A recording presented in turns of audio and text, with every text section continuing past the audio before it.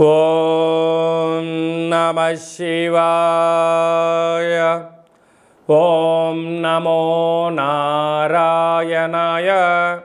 కర్మ నివారణ నరదృష్టి నివారణ తులాభార కాల భైరవాయ నమో నమః.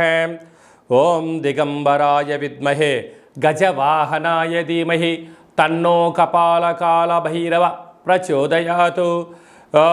ఇంద్రాణి శక్తి దేవ్యై నమోస్తుతే.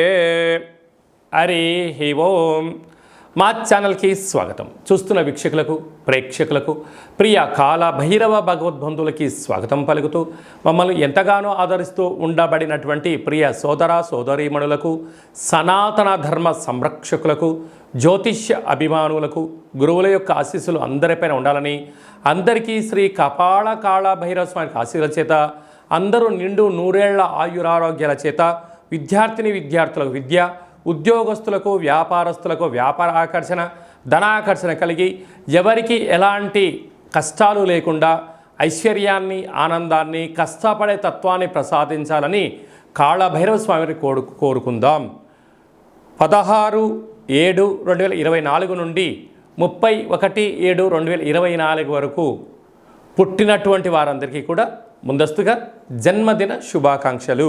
గతంలో వివాహం చేసుకున్న వారికి వివాహ వార్షికోత్సవ శుభాకాంక్షలు. ద్వాదశ రాశుల్లో గ్రహ గమనాల్ని వీక్షింపచేద్దాం. మేషరాశి వారు ఆషాఢమాస పూర్ణిమ బహుళాష్టమి సందర్భంగా ఎలాంటి విధి విధానాలు పాటించాలో ఈ వీడియోలో సవివరంగా సంపూర్ణంగా తెలుసుకుందాం. మేషరాశిలో ఏ నక్షత్రాలు వస్తాయనగా అశ్విని నక్షత్రంలోని 4 పాదాలు, భరణి నక్షత్రంలోని 4 పాదాలు, కృతికా నక్షత్రంలోని 1 పాదం కలిపితే మేషరాశి. చాలామందికి పుట్టినటువంటి కాల సమయంలో డేటా ఆఫ్ బర్త్లు లేనటువంటి కారణం వలన పేరు యొక్క మొదటి అక్షరాన్ని అనుసరిస్తూ ఆ రాశిని తెలుసుకునే ప్రయత్నం చేద్దాం.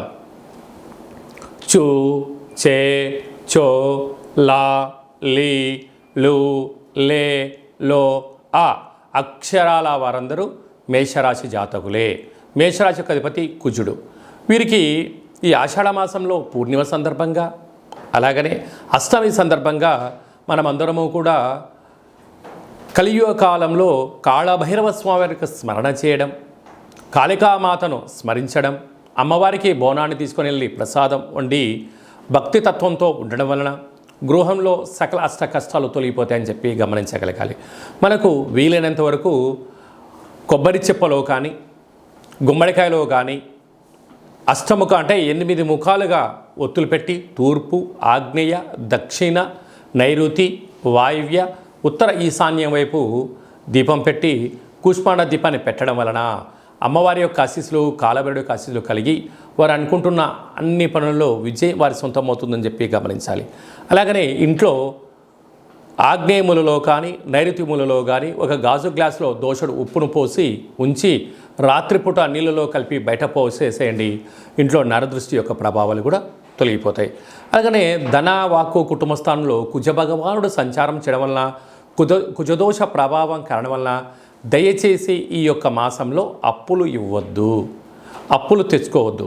ఎందుకనగా ధనపరమైన చిక్కుల కారణం చేత మానవ సంబంధాలు, ఆర్థిక సంబంధాలు మనోవేదనకు గురి చేయడం, బంధువులతో, మిత్రులతో, స్నేహితులతో వివాదం పెరగడం వలన మీ స్థాయి జనాలు తగ్గిస్తూ మీకు మనశ్శాంతి లేని పరిస్థితి కలిగించే అవకాశాలు ఉన్నాయి.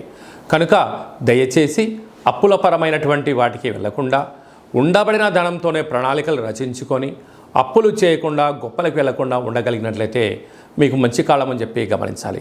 అక్కడే గురు సంచార స్థితి ఉండడం వలన విద్యార్థులు స్కూల్లో కానీ, కాలేజీలో కానీ, యూనివర్సిటీలో చేర్పించడం జరుగుతుంది. చేర్పించిన తర్వాత వాళ్ళకి నచ్చకపోవడమో, లేకుంటే కఠిన ఫీజు ఎనికి తెచ్చుకోలేని పరిస్థితిలో సతమత ఏ పరిస్థితి ఉంటుంది. కనుక దయచేసి తల్లిదండ్రులు బాగా గుర్తు పెట్టుకోవాల్సిన అంశం ఏమిటంటే పిల్లలకు ఏ రంగం అయితే ఇష్టమో ఆ రంగంలోనే వాళ్ళను ఆ యూనివర్సిటీలో కానీ, కాలేజీల్లో కానీ, కళాశాలకు కానీ, పాఠశాలకు కానీ పంపించే ప్రయత్నం చేయండి. లేకపోతే పిల్లల యొక్క సమయం, మీ యొక్క ధనం రెండూ వృధా అయ్యే అవకాశాలు చాలా అధికంగా ఉంటున్నాయి.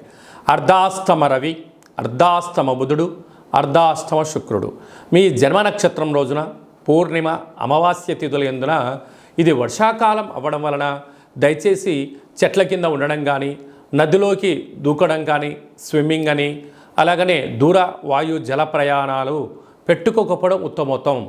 ప్రమాదాలు పొంచి ఉన్నాయి. కారణం చేత బుధాదిత్య రాజయోగం ఉండడం వలన ప్రభుత్వ ఉద్యోగం ప్రయత్నం చేసేవారికి మంచి కాలమని, ఉద్యోగ ప్రయత్నం చేసేవారికి ప్రమోషన్స్ వచ్చే అవకాశాలు చాలా అధికంగా ఉన్నాయి. అక్కడే శుక్రుడు ఉన్నాడు కనుక విలువైనటువంటి మీ ఫోన్లు, ల్యాప్టాప్లు, మెయిల్స్, మెసేజ్లు భద్రపరచుకోగలగాలి. లేకుంటే మీ ఓటీపీలు దొంగలించబడి అనేక రకాల ఇబ్బందికి గురయ్యే పరిస్థితి చాలా అధికంగా ఉంటుంది.